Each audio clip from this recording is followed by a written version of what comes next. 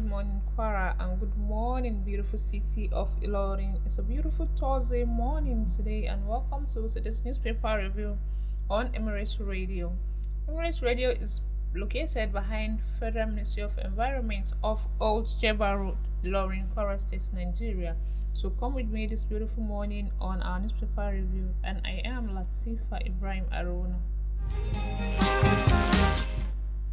The newspaper we have this morning are the Vanguard newspaper, the Daily Trust newspaper, Daily Post, Online Royal newspaper, and of course our Punch newspaper. And on the Vanguard newspaper this morning, Labour tells federal government salary shortfalls persist for workers.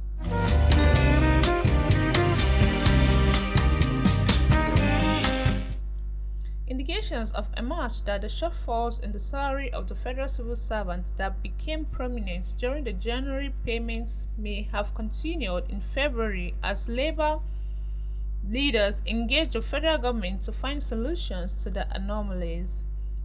Newsmen gathered that some of the federal government workers who have received the February salary have reported the continuation of the underpayments that was in December 2024 blamed on a systematic error in the Integrated Payroll and Personnel Information System (IPPIS).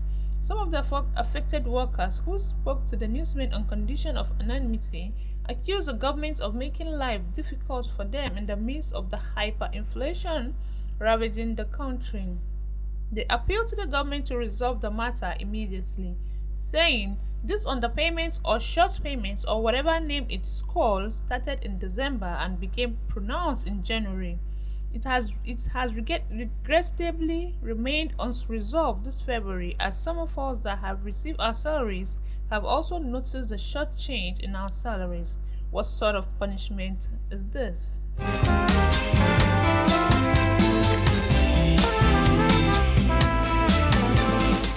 Still on the Vanguard newspaper this morning, APC NEC, Buhari, Osibanjo, Amaechi absent as Tinubu woos aggrieved members.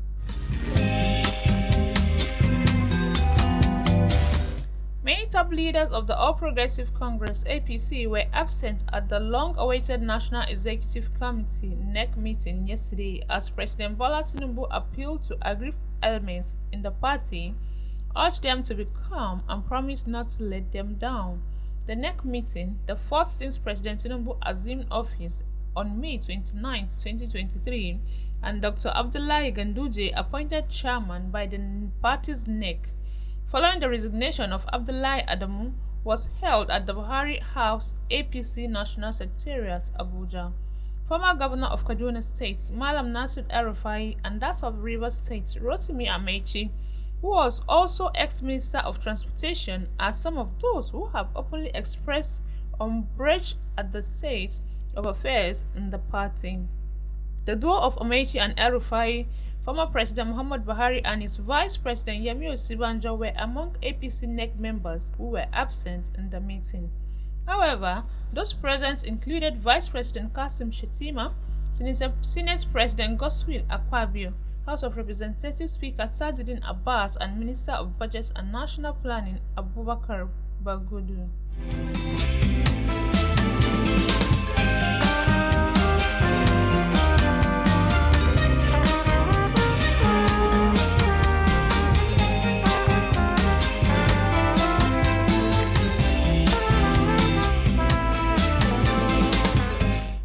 The Vanguard newspaper this morning, again, Dangote Refinery slashes petrol price to 860 naira per litre in Lagos.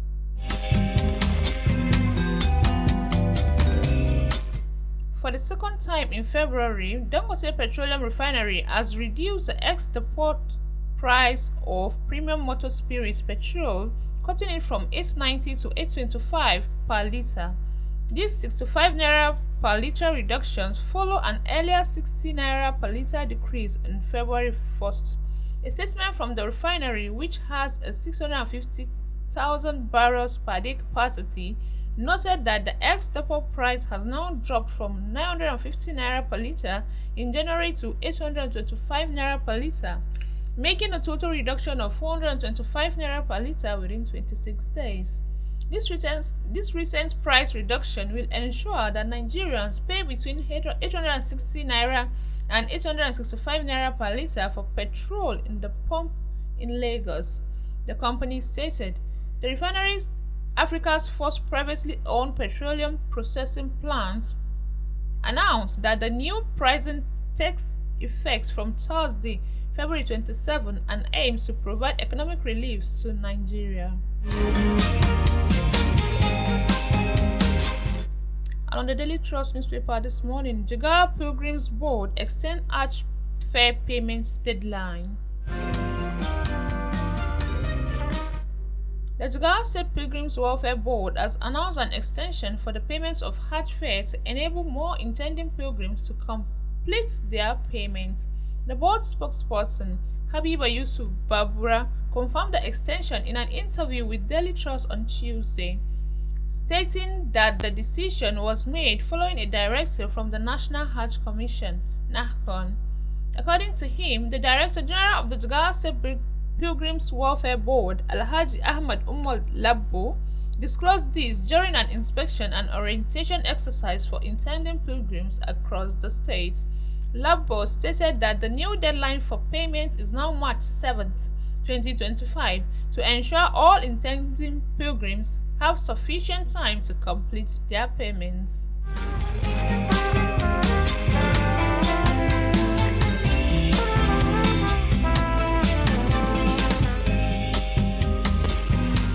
Still on a Daily Trust newspaper this morning, NAFDAC deploys technology to combat fake drugs. The Director General of the National Agency for Food and Drug Administration and Control, NAFDAC, Professor Mojisola Adeyeye, said the agency is intensifying efforts to combat drug counterfeiting by deploying advanced technology. He said counterfeiters are becoming increasingly sophisticated, necessitating a shift in strategy. Adeyeye, represented by the Director of Post-Market Surveillance, Farm Bitrus Fraden, stated this during a sensitization and awareness event on the Green Book Traceability Project and Pediatric Policy held in Kano. She said the fight against falsified and substandard drugs is a continuous effort and requires collective action beyond the regulator's mandate. A 2015 study estimated that 122,000 children under the age of 5 die annually in sub-Saharan Africa due to substandard anti-malaria drugs. The Director General said fraudulent importers have been faking NAFDAC registration numbers to market counterfeit products.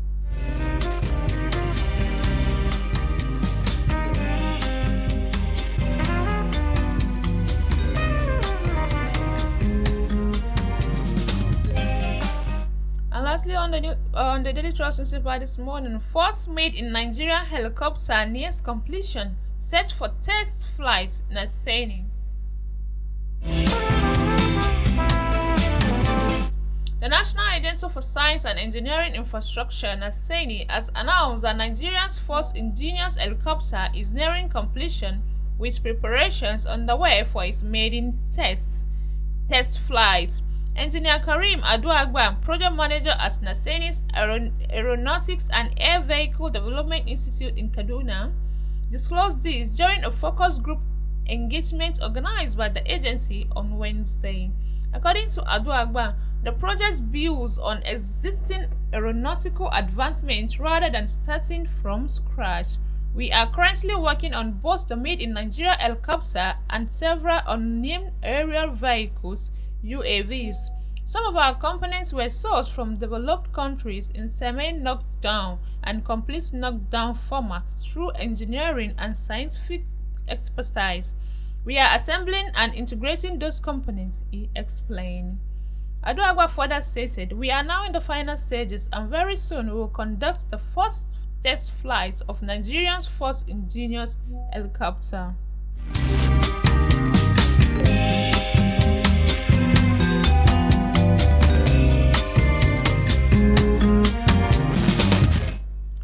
Daily Post newspaper this morning, banditry. REVEIW makes fresh allegations against Governor Sani, NSA.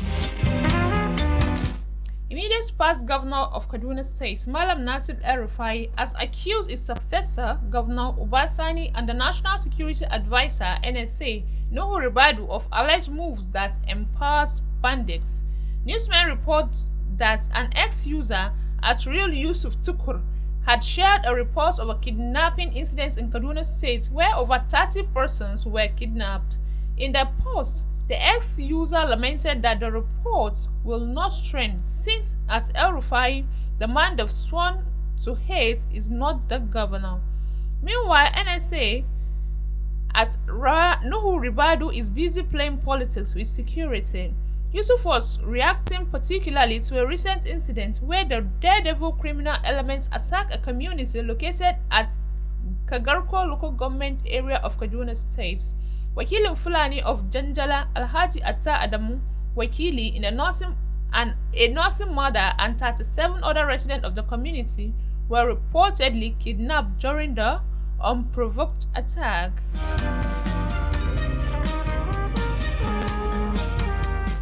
Still on the Daily Post newspaper this morning, Governor Abdulrazak approves creation of 2 new ministries in Kwara.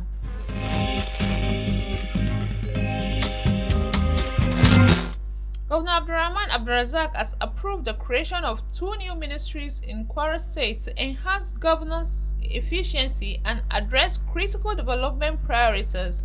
The newly established ministry are the Ministry of Transportation and Ministry of Livestock Development, bringing the total number of ministries in the state to 22. This is contained in a statement signed by the Commissioner of Communications, Mrs. Bolanle Olukoju. According to the statement, the decision was announced on Wednesday after the weekly Executive Council meeting presided over by the governor. The restructuring is to enhance efficiency, improve coordination, and align governance with the state's growing development priorities, the government said.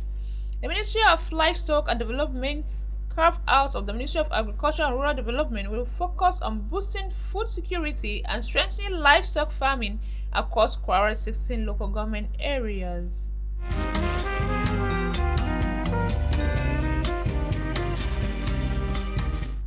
Still on the Daily Post newspaper this morning, reason emerges on why Buhari missed APC NEC meeting. Former President Muhammadu Buhari spokesperson Malam Garba Shehu has explained the reason behind Buhari's absence from the All Progressive Congress National Executive meeting held in Abuja on Wednesday. The high-profiling gathering, presided by the President Bola Ahmed Tinubu, brought together key APC figures, including Vice President Kassim Shettima, governors, National Chairman Dr. Abdullahi Umar Ganduje, members of the National Working Committee, and other stakeholders. However, notable absent include Buhari, former Kaduna State Governor Malam Nasir El-Rufai, and former Minister of Transportation Rotimi Amechi. Speaking to newsmen, Shehu clarified that Buhari was invited to the meeting on short notice, making it impractical for him to travel from his hometown Daura to Abuja on time.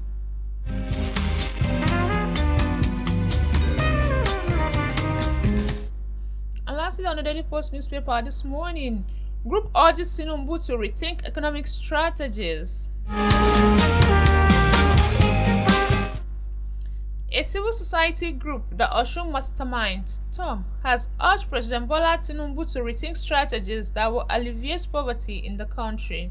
Making this known during its February State of the State address in Osogbo on Wednesday, the group's executive director, Professor Wasiu Oyedokun Ali, said the result of the economic policy of the President Tinubu administration was negative and increasing pervasive poverty all over the country.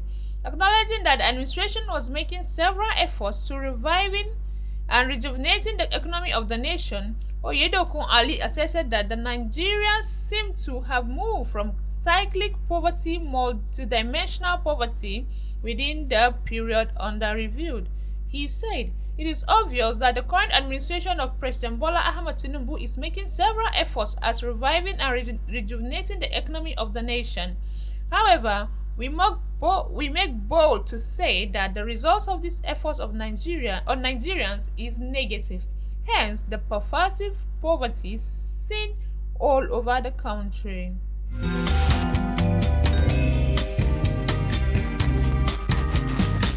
Along the online royal newspaper, Police Affairs Minister says Interpol's tool needed to strengthen internet security framework. Minister of Police Affairs Senator Ibrahim-Gaidam has said that erosion of safety in Nigeria requires robust response to strengthening internet security framework with the aid of advanced international policing tools. Gaidan therefore noted that collaboration of security agencies will serve as a vital platform to enhance the capacity of our law enforcement agency in leveraging Interpol's tools to foster peace and security across the nation.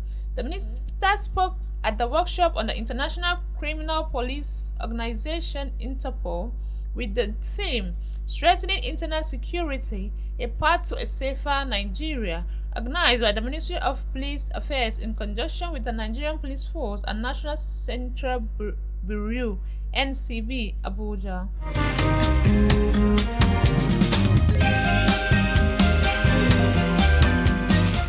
Still on the online royal newspaper, Hajj, CSO urges governors to renovate, upgrade pilgrims' transit camps.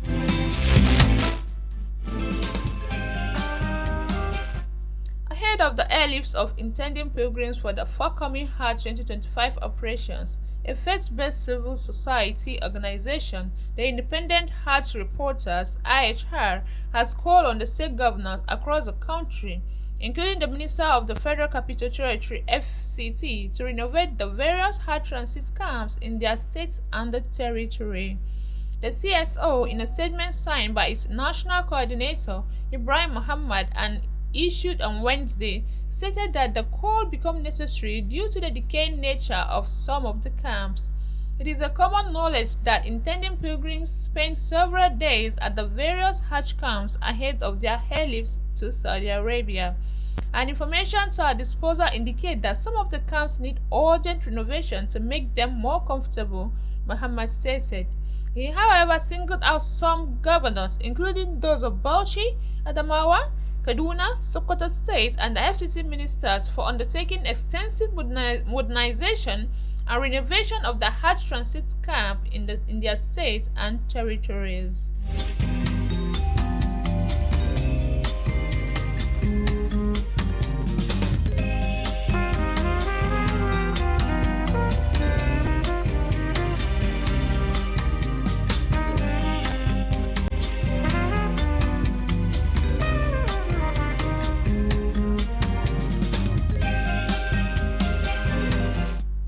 And on the Punch newspaper this morning, USAID donated drugs found in Lagos, Abia marketers to NAFDAC.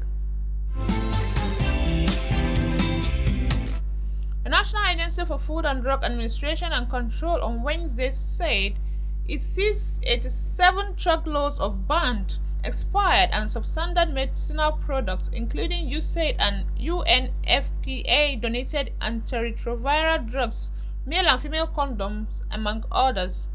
NAFDAC's Director General, Professor Mojisola Adeyeye, who revealed this on Wednesday, added that counterfeiters were after her life and those of our workers. Adeyeye, who briefed State House correspondents at the Presidential Villa in Abuja, said, "I told you about the attempted murder about 6 months ago. One of our staff members in Kano had his child kidnapped because he was doing his job. Fortunately, the child escaped. For me, I have 2 policemen living in my house 24/7 in Abuja and Lagos. I don't have a life. I can't go anywhere without police escorts. That's not my way of living. But I don't have a choice because we must save our country nonetheless. I also use common sense." NAFDAC is currently on a nationwide crackdown on illicit drug trade, which saw it raiding the country's 3 major open drug markets of Ariara and Ezioku in Aba, Bridgehead Market in Onitsha, and Idumota drug markets in Lagos.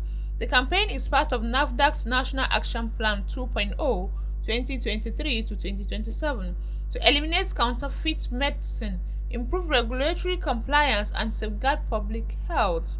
She affirmed that the operation uncovered shocking violations of drug storage and distribution regulations, including diverted donated medical supplies, large quantities of USAID and UNFPA-donated antiretroviral drugs, and condoms made to support Nigerians' HIV and AIDS response were found expired and repackaged for sales.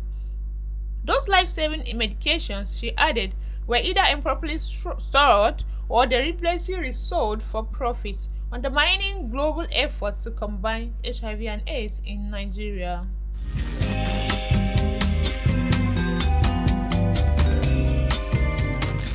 Still on the Punch newspaper this morning, Osun crisis. Adeleke denies changing LG account signatories.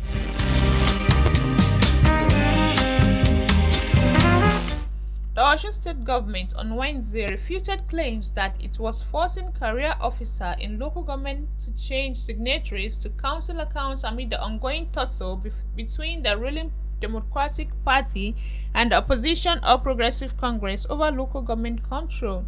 The chairman of the Allied People's Movement in Osun, Mr. Adewale Adebayo, had alleged that Governor Ademola Adeleke's administration was coercing finance directors and head of the local administration to alter council account signatories. We reliably gathered that Adeleke's government has started taking 30 local government area finance directors and head of local administrations to an undisclosed location forcefully.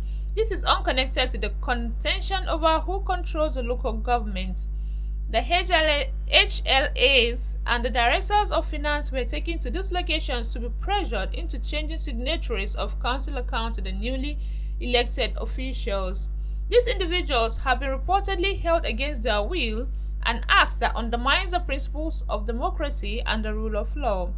Despite judicial pronouncement from the Court of Appeal upholding the October 15, 2022 council election, the state government continues to act in a manner that contradicts the spirit of the verdict, Adebayo alleged. But responding swiftly, Osun State Commissioner for Information and Public Enlightenment, Kolapo Alimi, dismissed the allegations as mere speculations.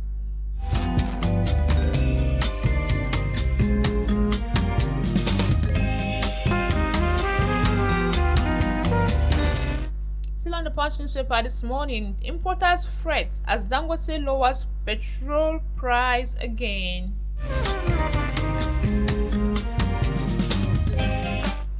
Importers of petroleum products have lamented the repeated reduction of petrol prices by the Dangote Petroleum Refinery, the Newsman reports. Some of the importers said dealers might be compelled to sell below their cost prices as consumers will only buy from where petrol is cheaper. On Wednesday, the Dangote Refinery announced a reduction in the ex-depot price of petrol by 65 naira from 890 naira to 825 naira per litre, effective from today, February 27. This is the second price reduction in the new year and the third one in the space of 2 months. Although the importation of the commodity has dropped, some dealers still import refined petroleum products. This was confirmed by the Nigerian Midstream and Downstream Petroleum Regulatory Authorities last week, after it stated that about 50% of domestic fuel supply comes from imports. A statement by the management of the Dangote Refinery said the strategic price adjustment is designed to prove essential relief to Nigerians in anticipation of the upcoming Ramadan season, while also supporting President Bola Tinubu's economic recovery policy by alleviating the financial burdens on the Nigerian populace.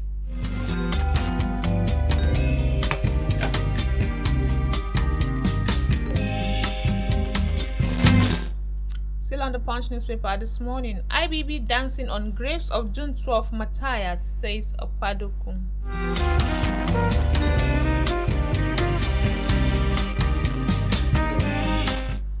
A chieftain of the National Democratic Coalition, Ayo Okpadokun, has described former military ruler General Ibrahim Babangida's recent admission of wrongfully annulling the June 12, 1993 election as pretentious, dubious, and lacking remorse. Reacting to Babangida's 420-page autobiography, Journey in Service on Wednesday, Okpadokun asserted that the former military dictator did not disclose anything new but merely rehashed widely known facts under the guise of statesmanship. According to Okpadokun, it was already known that MKO Abiola won the June 12, 1993 election, as results were publicly displayed from polling units to state coalition centers. He cited Babangida's former political advisor, Professor Omoruyi, who in his book confirmed that Abiola was the rightful owner. The so-called admission is not only pretentious, it is very dubious and without remorse. General IBB, in his 420 pages book, engaged principally in revisionism, obscurism, and escapism. He has not really revealed anything new in all that he has said, Okpadokun said.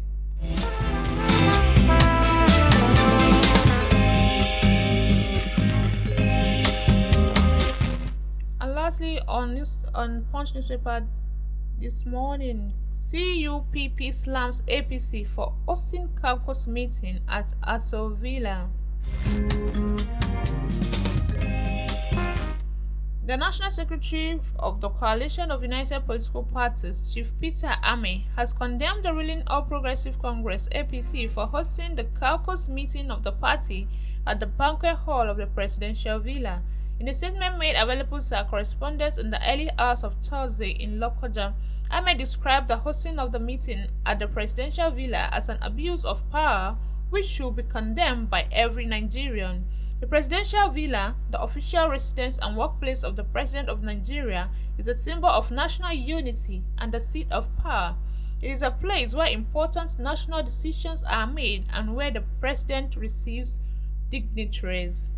However, recent events have raised concerns about the misuse of the presidential villa for partisan purposes, specifically the hosting of the APC National Caucus meeting at the banquet hall of the presidential villa should be widely criticized as an abuse of power, he said. He said that the use of presidential villa for partisan activities is a clear violation of the principles of the democracy and fairness. And that brings us to the end of today's newspaper review on Emirates Radio. If you want to read those stories and more, you can pick up any of those stories online and read them. Thank you for listening. You can join live on all of our programs on Facebook, TikTok, and at emiratesradio.com, or download our app on Google Play Store at Emirates Radio, or listen to our YouTube live videos. Thank you for listening. I am Latifah